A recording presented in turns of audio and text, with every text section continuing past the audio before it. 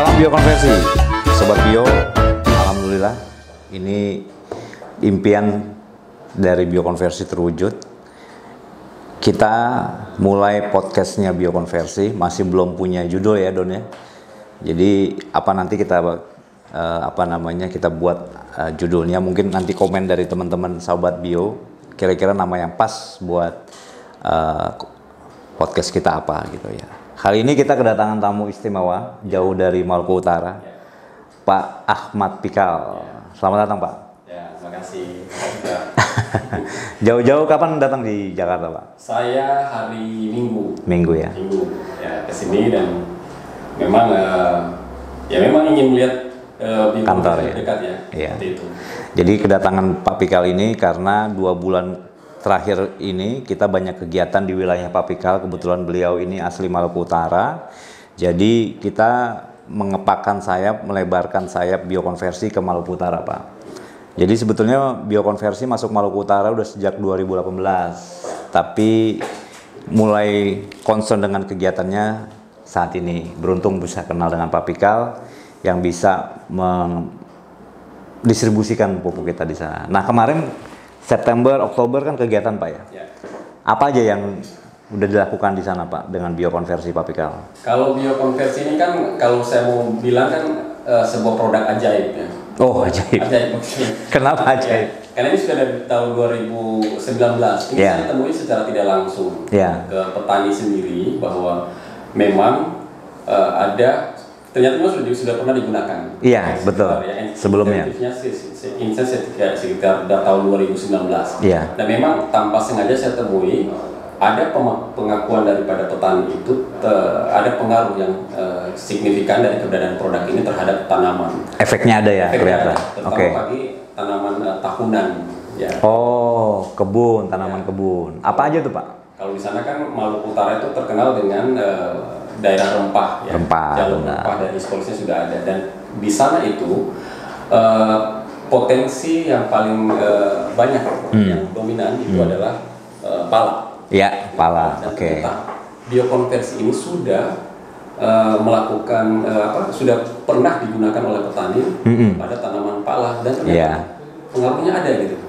Oke. Nah, apa yang kelihatan di awal tuh apa Pak? Yang dari testimoni ya dari petani itu? Ya, ini yang menarik nih yang saya dapatkan akhirnya coba untuk bagaimana memperkenalkan produk ini lebih jauh lagi. Karena kita ya sebagai anak daerah memiliki tanggung jawab agar bagaimana hasil produktivitas dari petani itu dia meningkat. Iya, betul, pasti. Ya, harus benar dong. Iya. Kita tahu sesuatu positif harus kita sampaikan. Iya, benar. Jadi begini, saya cerita sedikit ya. Iya. Tanaman pala itu adalah tanaman identitas Maluku Utara, selain kelapa ya, saya katakan seperti itu. Nah, di sana itu pembudidayaan itu masih secara tradisional.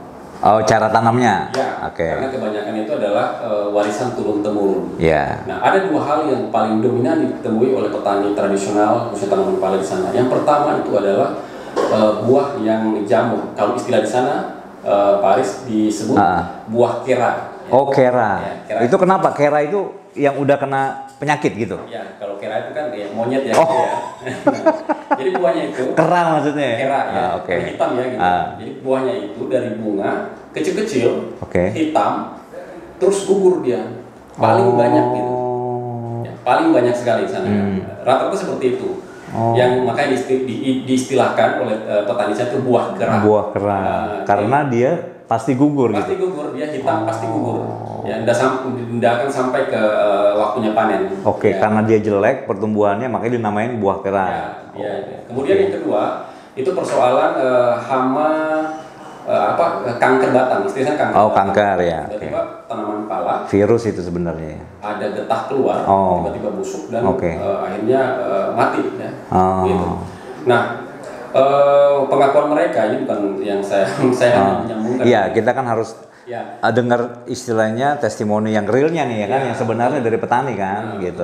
Mereka kemudian mengaplikasikan biokonversi, ya secara tidak sengaja, ya, karena dia dengan sistem kocor dengan beberapa biopori itu, dan 3 bulan, ya. Maksudnya dia nggak sengaja mau pakai gitu atau bagaimana? Ya memang sempat mengetahui ada ini kan, kemudian dicoba, kemudian ketika dia coba 3 bulan itu ada pengaruh. Oh. Pengaruh apa yang kita lihat?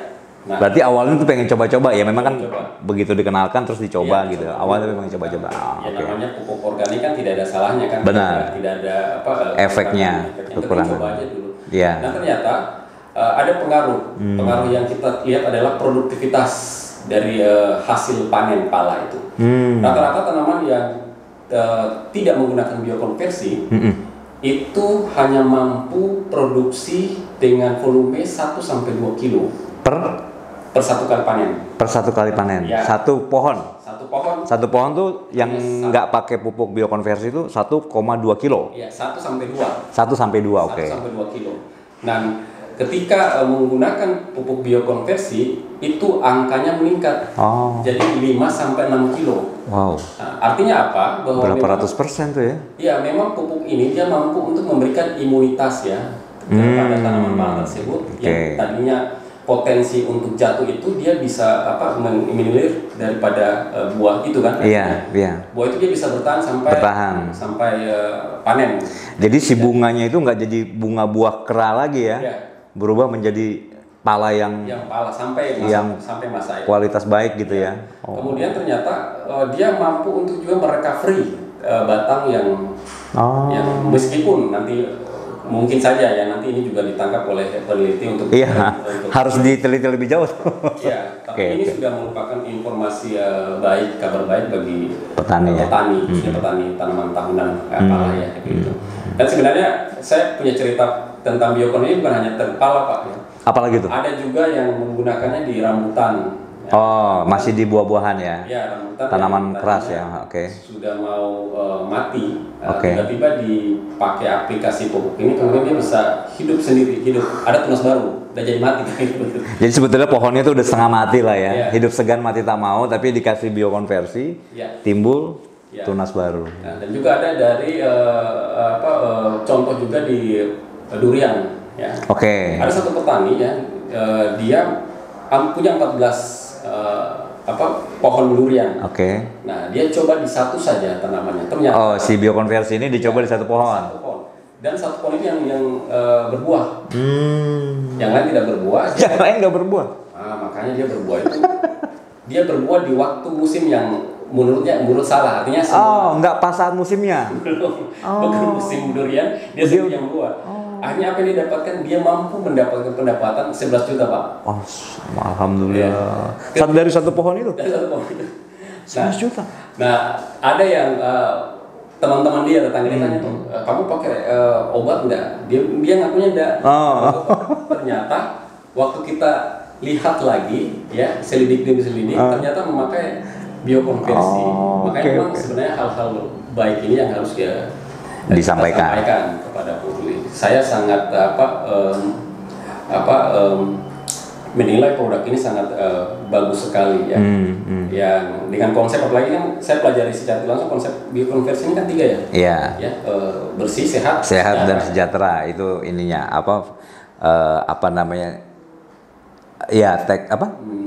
visi misinya sebagai visi misinya. Nah, itulah yang mendasari saya kenapa harus jauh-jauh ya ke Maluku Utara, ke Jakarta, kemudian menyambangi Bekasi ya untuk melihat dari dekat. Pengen tahu ya bagaimana sih, bener nggak sih ya proses produksinya gimana? Proses produksi daripada pupuk ini, dan saya anggap sangat luar biasa. Ini inovasi yang sangat luar biasa bagi anak bangsa. Dalam bagaimana memanfaatkan limbah-limbah yang ada ini untuk menjadikan sebuah produk yang kalau boleh dikatakan temanya memang untuk petani juga.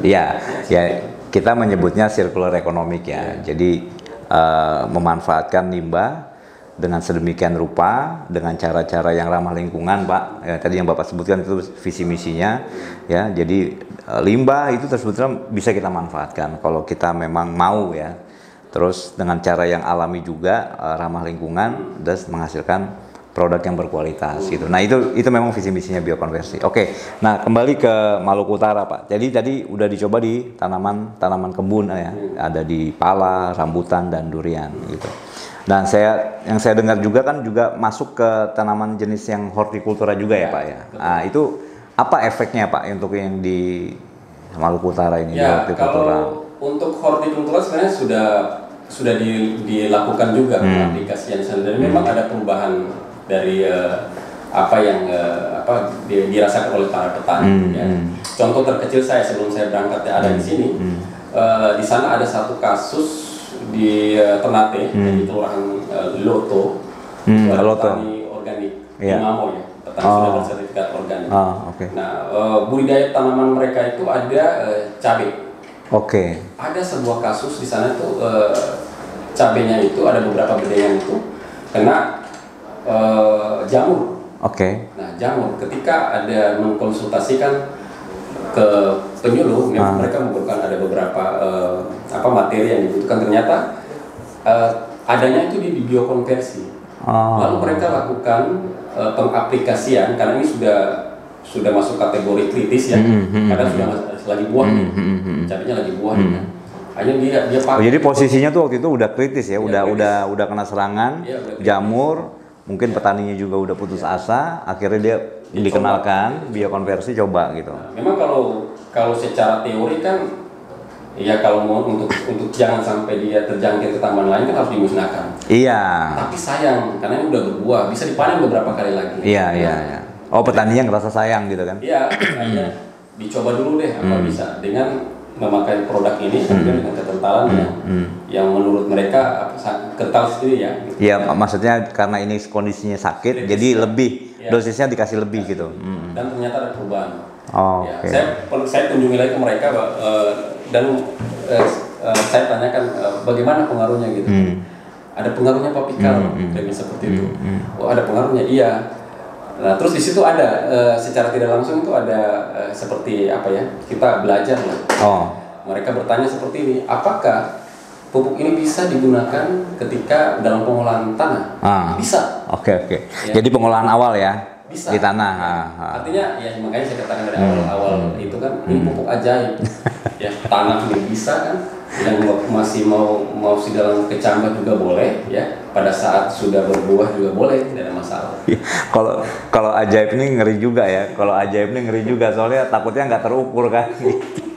Tapi memang betul sih, udah yang hasil aplikasi kita itu rata-rata memang seperti itu Pak, yang seperti Bapak sampaikan itu loh. Jadi kadang orang berpikir ini bener nggak sih kandungannya kok bisa seperti ini gitu ya. Tapi itulah kenyataannya. Kita juga kan udah coba di lahan Demplot itu ya, uji coba yang udah kita lakukan juga kan di balai-balai penelitian, dan itu udah terukur di situ oleh peneliti-peneliti yang handal gitu. Oke Pak, nah saya menarik dengan palanya nih Pak.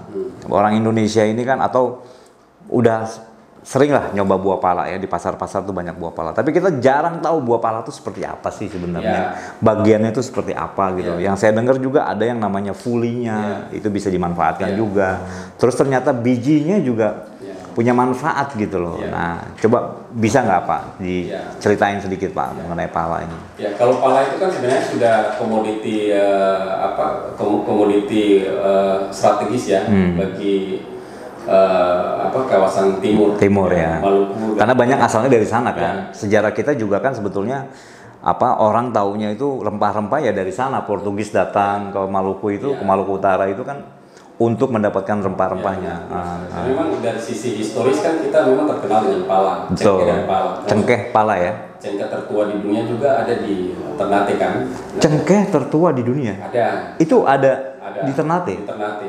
Enggak, maksudnya memang diakui itu tertua di dunia? Iya, memang diakui itu. Bahkan penemu sampai dikatakan bumi itu bulat kan pertemuan Spanyol Portugis kan di sana kan? Mereka dari barat dan timur gitu ya. Terus ketemunya di situ ya. Oke.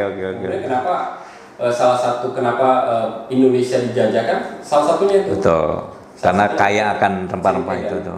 Cengkeh pala. Pala ini sangat menarik. Sebenarnya buahnya itu memiliki karakter yang sangat unik. Sebenarnya semuanya itu bisa dimanfaatkan. Nah, itu dia. Kan? Dagingnya kan dia terbangun dari ada 3 ya. 3 lapisan. Ya, 4 lah seperti itu kan. 4 lapisan ya. Pertama daging. Ya kan, ada daging. Bagian luar tuh Pak ya? Ya. Kemudian biji. Biji itu ada fulinya berwarna merah, yaitu membungkus bijinya.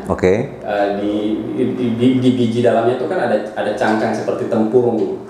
Nah, dia keras. Nah, itu sebenarnya semua punya nilai. Punya manfaat, punya kandungan ya. Punya manfaat dan itu duit semua gitu.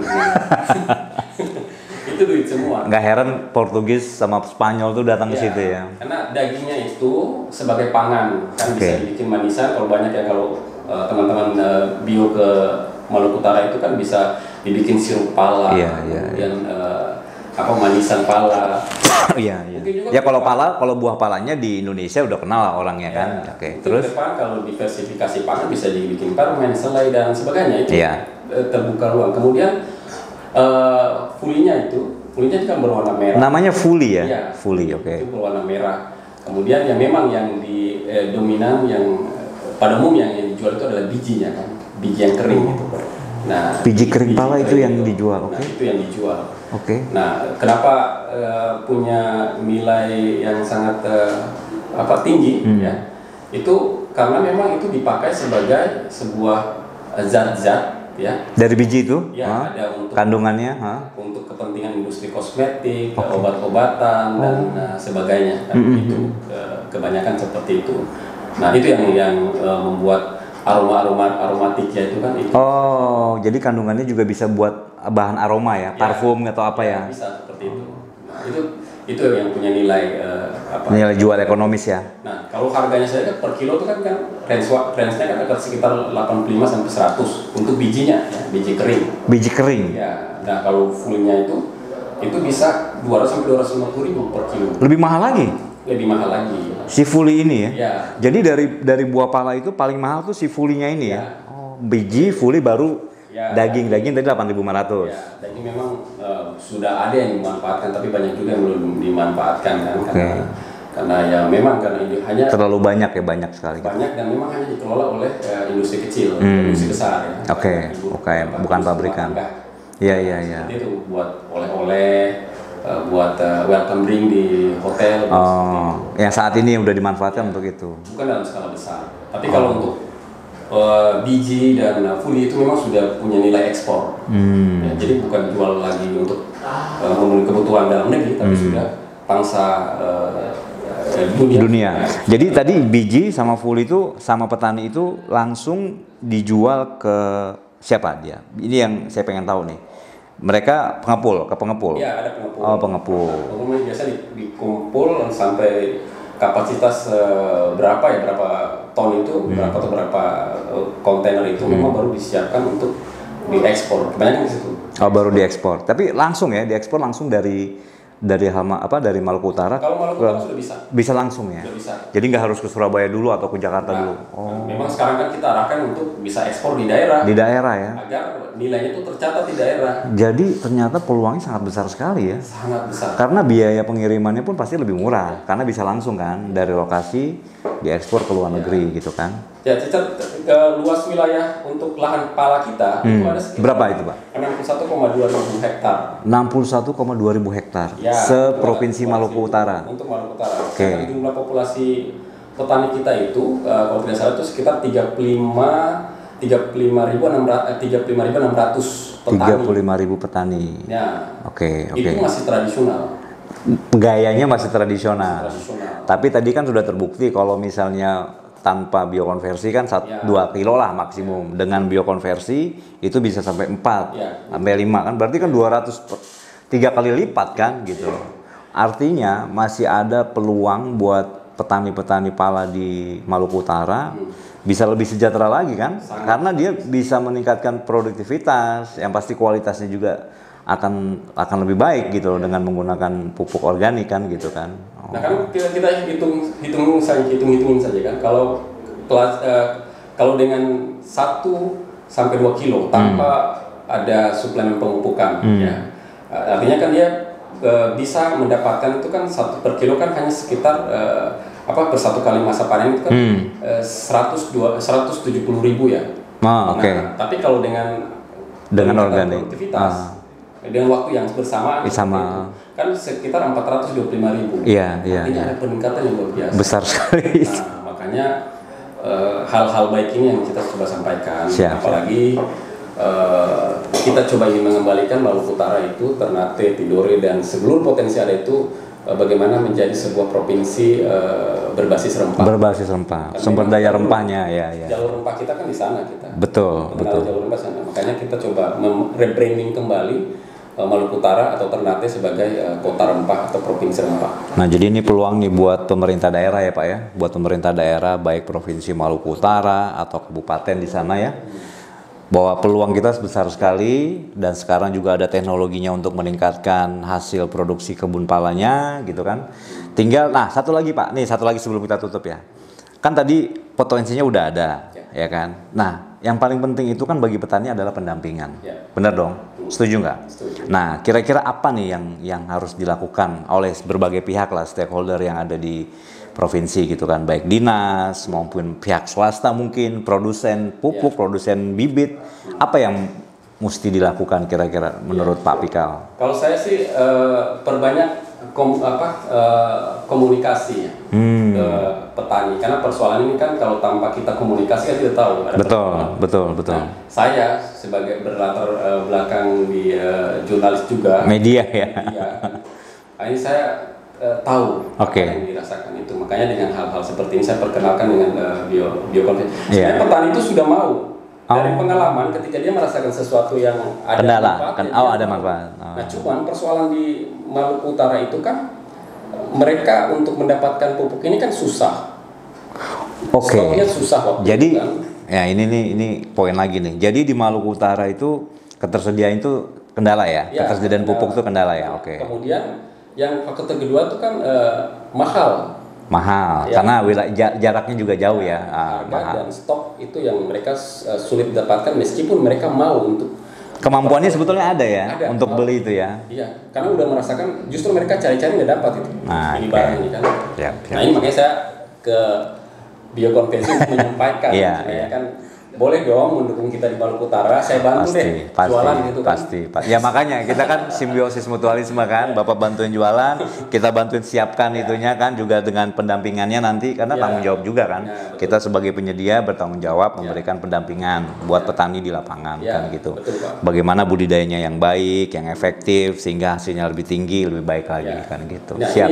Yang saya dari pengalaman yang kita dapatkan, kemudian saya terpikir bahwa mungkin kita mengedukasi petani kan. Nah itu kunci juga itu. Yang pertama, kadang-kadang petani bertanya kenapa tanaman ini seperti ini, memang butuh alur yang bukan jalan pintas tapi panjang. Yang pertama mungkin dari sisi proses. Dari proses pemilihan bibit, dari awal harus bersertifikasi. Contoh satu kan. Kemudian yang kedua, jarak tanam menentukan. Karena ini kan pala ini kan warisan semua kan. Betul. Nah, jarak tanam mungkin ya nanti ke depan anak-anak yang milenial yang mau petani milenial bisa memikirkan hal tersebut. Betul. Kemudian yang berikut adalah pemupukan. Nah, salah satu pemupukan yang di segmen pemupukan inilah saya perkenalkan di biokonversi. Karena memang petani tradisional kita dia kalau berpikir pala harus dipupuk atau kelapa harus dipupuk kan aneh gitu. Karena selama ini kan nggak pernah dipupuk. Nggak pernah ya.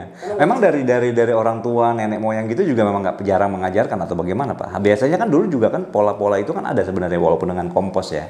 Ya tidak, mereka tuh kan turun temurun. Dan cara penanganan hama pun ya secara tradisional turun-temurun. Ada pengasapan, ada bikin ikat tanaman khusus yang bisa mengundang semut hitam, macam-macam lah. Itu secara tradisional turun-temurun. Nah, kita perkenalkan dengan ini, dengan biokonversi ini, karena saya dapatkan juga dari petani yang menyampaikan, kemudian saya sampaikan lagi ke petani yang lain. Saya bantu untuk bagaimana mendatangkan teman-teman dari biokonversi untuk ke Maluku Utara, tolong dong bantu kami meningkatkan produktivitas. Kemudian untuk meyakinkan lagi, saya datang lagi ke sini, betul. Pengen tahu nih, ini benar nggak sih gitu kan? Dari awal memproduksi pupuk ini sampai di tangan petani itu bagaimana skemanya, saya benar-benar suatu ilmu yang sangat bermanfaat bagi saya sendiri. Nah, yang berikut ketika saya lanjutkan kembali, kita ajarkan dari pemilihan bibit, kemudian jarak tanam, pemupukan, terus perawatan penyiangan. Karena kan harus ada istilahnya perawatan atau maintenance lah. Dipotong dahan-dahan yang tidak penting itu. Pangkas ya Pak ya. Untuk memudahkan matahari. Betul. Angin juga, ya kan. Arus angin. Yang berikut adalah pasca panen. Pasca panen itu kebanyakan dulu petani itu ketika buahnya dipanen, dibelah dagingnya, kemudian buang aja di bawah tanaman kan, dekat dengan batang induk tanaman. Nah itu ternyata kami kita memberitahukan bahwa itu sebenarnya mungkin secara tidak sadar petani berpikir itu tidak pengaruh, tapi itu sangat berpengaruh. Kendala ya, jadi masalah baru ya. Karena akhirnya itu dia bisa menjadi ruang agar virus, bakteri, jamur, cendawan yang tumbuh dan akhirnya juga merusak pohon. Pohon seperti itu. Nah, ada baiknya seperti apa? Ya daging-daging yang tidak dibutuhkan kalau misalnya dibawa ke rumah diolah lebih baik, tapi kalaupun tidak, ya minimal adalah dikelompokkan, ditanam ya di timun agar tidak merugikan tanaman sekitar. Seperti itu. Oke. Ya, ini langkah awal Pak ya. Langkah awal, alhamdulillah sudah terlihat efeknya, manfaatnya bagi petani. Nah, untuk kedepannya kita juga udah diskusikan untuk menyusun strategi-strategi atau langkah-langkah di Maluku Utara bagaimana supaya petani ini bisa memanfaatkan pupuk organik dengan baik sehingga hasilnya juga lebih baik, lebih banyak gitu Pak, sehingga dapat mensejahterakan petani di sana pada tentunya. Makanya sesuai dengan visi kita, Indonesia sehat, bersih dan sejahtera gitu Pak. Oke Pak Pikal, terima kasih. Oke, ada pesan-pesan mungkin Pak Pikal, silakan. Petani di Maluku Utara ya, saya mau mengatakan bahwa cobalah menggunakan produk ini ya. Saya sangat menaruh harapan bahwa dengan produk ini juga bisa meningkatkan angka produktivitas seperti teman-teman petani yang sudah mulai merasakan. Dan kemarin yang persoalan harga dan stok itu sudah tersedia di Maluku Utara, sangat mudah didapatkan saat ini. Nah, sekarang untuk mengobati rasa penasaran Anda dan mulai mencoba, silakan saja bisa mengunjungi agen-agen yang ada di Ternate, ada di Halmahera Barat dan juga ada di Halmahera Utara. Tentunya dengan harga yang sangat terjangkau. Coba saja, tidak ada ruginya karena ini dia bertemakan organik. Tanaman tidak mungkin mati, percaya. Bagi saya gitu. Siap. Terima kasih Pak Pikal. Oke Sobat Bio, ini tadi bincang kita mengenai kegiatan biokonversi di Maluku Utara. Sukses terus Pak Pikal. Sampai ketemu, selamat sampai di sana ya di Maluku Utara. Salam buat teman-teman Sobat Bio di sana sekalian. Salam biokonversi.